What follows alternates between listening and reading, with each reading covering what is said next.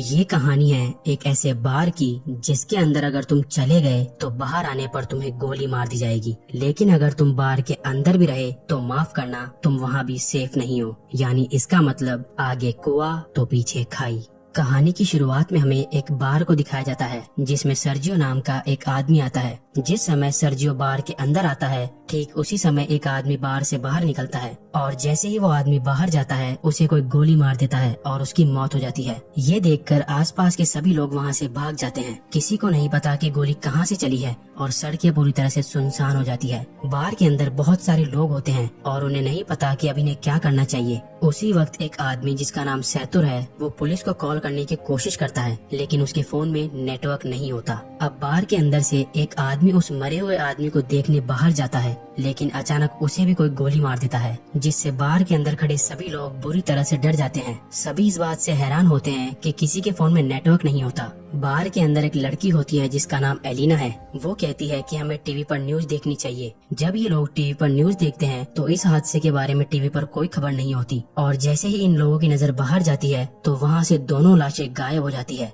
और साथ ही उनका खून भी वहाँ से साफ कर दिया जाता है। इन सभी को कुछ समझ नहीं आता कि यहाँ पर क्या हो रहा है। तभी सैतुर कहता है कि मुझे लगता है कोई चाहता है कि हम में से कोई भी यहाँ से बाहर ना निकले। फिर सर्जियो कहता है कि हो सकता है हम में से कोई एक किलर हो या हो सकता है हम में से कोई आतंकवादी हो जिसके पास कोई भयानक विस्फोटक सामान हो और पुलिस उसे पकड़कर मारना चाहती हो। ये सुनकर एक आदमी जिसका नाम नाचो है वो अपने पैर से अपने बैग को छुपा देता है, पर सर्जियो उसे ऐसा करते हुए देख लेता है और इसके बारे में सबको बताता है। नाचो के बैग को ले लिया जाता है और जब उसके बैग को खोला जाता है तो उसमें से कपड़े और एक हार्ड डिस्क निकलती है। तभी नाचो कहता है कि इसमें ऐसी कोई भी चीज नहीं है जिससे किसी को भी नुकसान हो। वो कहता है कि मैं एक एड कंपनी में काम करता हूँ और इस हार्ड डिस्क में मेरे काम की फाइल्स है, लेकिन कोई भी उसकी बात पर विश्वास नहीं करता। एलिना उसकी हार्ड डिस्क को नष्ट कर देती है, पर हार्ड डिस्क के अंदर कुछ नहीं होता। नाचो को इस बात से बहुत दुख होता है। तभी नाचो देखता है कि सामने काउंटर पर एक ब्रीफकेस रखा हुआ है। वो सबसे पूछता है कि ये ब्रीफकेस किसका है। तभी सर्जियो दावा करता है कि ये ब्रीफकेस उसका है और इससे पहले कि सर्जियो ब्रीफकेस उठाता इस बार की ओनर एम्पारो ब्रीफकेस उठा लेती है। सर्जियो एम्पारो को ब्रीफकेस खोलने से मना करता है, लेकिन तभी एक आदमी जिसका नाम इजराइल है वो उस ब्रीफकेस को खोल देता है और ब्रीफकेस के अंदर औरतों के कुछ कपड़े निकलते हैं। जिससे पहले कि कोई कुछ समझ पाता उसी वक्त इन्हें बाथरूम से एक अजीब सी आवाज आती है। जब ये लोग वॉशरूम का दरवाजा खोलने की कोशिश करते हैं तो दरवाजा अंदर से लॉक्ड होता है। ये लोग किसी न किसी तरह से दरवाजे को खोलकर बाथरूम के अंदर जाते हैं और देखते हैं कि वहाँ पर एक मोटा सा आदमी लेटा हुआ है जो कि बेहोश है। दरअसल इस कहानी की शुरुआत में ये आदमी खांसते खांसते इस वॉशरूम के अंदर आया था और तब से ये यहीं पर बेहोश पड़ा है। इस आदमी के पास एक इंजेक्शन भी पड़ा होता है। एलिना उस इंजेक्शन को उठा लेती है और तभी इन लोगों को बाहर से गाड़ियों की आवाज आती है। जैसे ही ये लोग बार के गेट के पास जाते हैं तो ये देखते हैं कि वहाँ बहुत सारे आर्मी ऑफिसर्स आते हैं जिनके चेहरे पूरी तरह से ढके हुए होते हैं। आर्मी ऑफिसर्स वहाँ पर बहुत सारे टायर्स का ढेर करते हैं और उन टायर्स को जलाकर वहाँ से चले जाते हैं। हालांकि सभी को लग रहा था कि ये हमारी मदद करने आए हैं, लेकिन वो इनकी मदद नहीं करते। उसके ठीक बाद टीवी पर न्यूज दिखाई जाती है कि सिटी के एक बहुत बड़े हिस्से में आग लग गई है और इसीलिए उस जगह को सील कर दिया गया है और उस तरफ अब कोई भी नहीं जा सकता। बाहर में फंसे लोगों को कुछ समझ नहीं आता कि सरकार झूठ क्यों बोल रही है। तभी वो आदमी जो बाथरूम के अंदर बेहोश था वो अचानक सबके सामने आ जाता है। उसकी पूरी बॉडी बुरी तरह से फूल जाती है, साथ ही उसकी आंखें भी डरावनी और अजीब सी हो जाती है और वो वहीं पर गिरकर मर जाता है। लेकिन मरने से पहले वो डू नॉट टच मी कहता है। ये लोग उस मरे हुए आदमी का फोन उठाते हैं और देखते हैं कि ये आदमी तो एक आर्मी ऑफिसर था। इसके फोन में और भी कुछ फोटोज होती है जिनमें लोगों ने किसी भी वायरस से बचने वाली पीपीई किट पहनी होती है। अब बार के अंदर सभी लोग समझ जाते हैं कि इस पूरे इलाके को क्वारंटीन कर दिया गया है। इसका मतलब ये जो आदमी अभी अभी यहाँ पर मरा है ये इन्फेक्टेड था और इन्फेक्शन से इसकी जान चली गई है और हो सकता है कि शायद अब यहाँ और भी लोग इन्फेक्टेड होंगे। वहीं नाचो को दिखाया जाता है जो किसी भी तरह से अपने फोन में सिग्नल लाने की कोशिश करता है और जब वो एक टेबल पर चढ़कर अपने फोन को ऊपर करता है तो उसके मोबाइल में नेटवर्क आ जाता है। वो ये बात सबको बताता है। तभी नाचो को कहा जाता है कि तुम जल्दी से किसी भी मीडिया वाले को कॉल करके उसे सब कुछ बता दो। लेकिन तभी सैतुर भी फोन पर बात करने के लिए टेबल पर चढ़ जाता है, जिस वजह से टेबल टूट जाती है। फिर एक आदमी जिसका नाम एंड्रेस है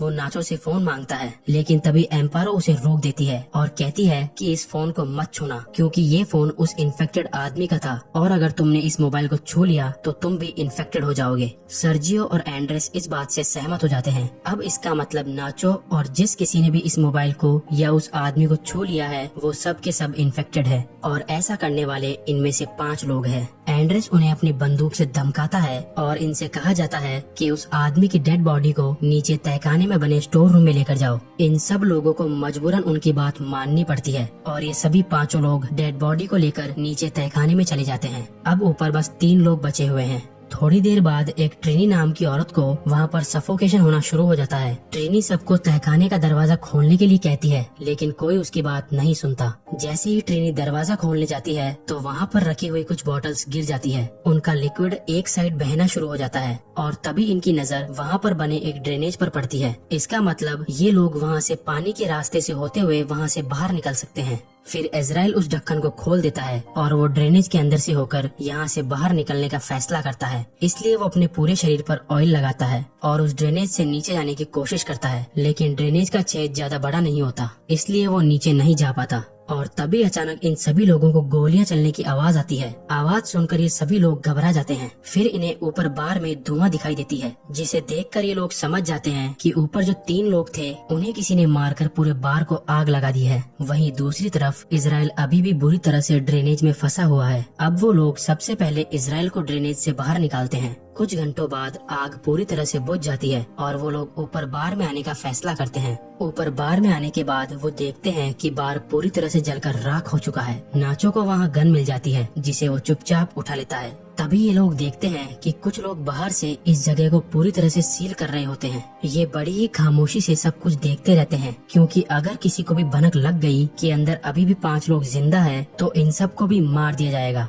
और तभी यहाँ मोबाइल बजना शुरू हो जाता है और ये उसी मोटे आदमी का मोबाइल होता है जिसकी अभी थोड़ी देर पहले इन्फेक्शन के कारण मौत हुई थी। एलिना उसका फोन उठा लेती है और उसकी व्हाट्सएप चैट्स पढ़ना शुरू कर देती है, जिसमें एक आदमी इस मोटे आदमी से पूछता है, क्या वैक्सीन लेने के बाद तुम्हारी तबीयत में सुधार है? इस आदमी ने जवाब दिया होता है कि नहीं, मेरी तबीयत बहुत खराब है और मैं किसी बार के वॉशरूम में छुपा हुआ हूँ, तुम मेरे पास आने की कोशिश मत करना। अब एलिना इसकी पुरानी चैट्स पढ़ती है, जिसमें इस मरे हुए आदमी ने लिखा होता है कि मेरे पास अभी 4 और बची है। ये लोग समझ जाते हैं कि इसके पास जो इंजेक्शन है वही इस वायरस की वैक्सीन है। ये पढ़कर सब लोग खुश हो जाते हैं कि ये वैक्सीन काम कर सकती है, लेकिन फिर भी उनके मन में एक डाउट आता है कि अगर इस आदमी ने वैक्सीन ली थी तो इसकी मृत्यु कैसे हो गई। अचानक इसके बाद वो फोन बजना शुरू हो जाता है, पर इससे पहले कि वो फोन उठा पाते उसकी बैटरी लो होने के कारण फोन स्विच ऑफ हो जाता है। अब ये किसी न किसी तरह से फोन को चार्ज करने की कोशिश करते हैं। वहीं एलिना कहती है कि इस आदमी ने चैट्स में कहा था कि इसके पास 4 और बची है, तो क्यों न हम उन 4 वैक्सीन को ढूंढे।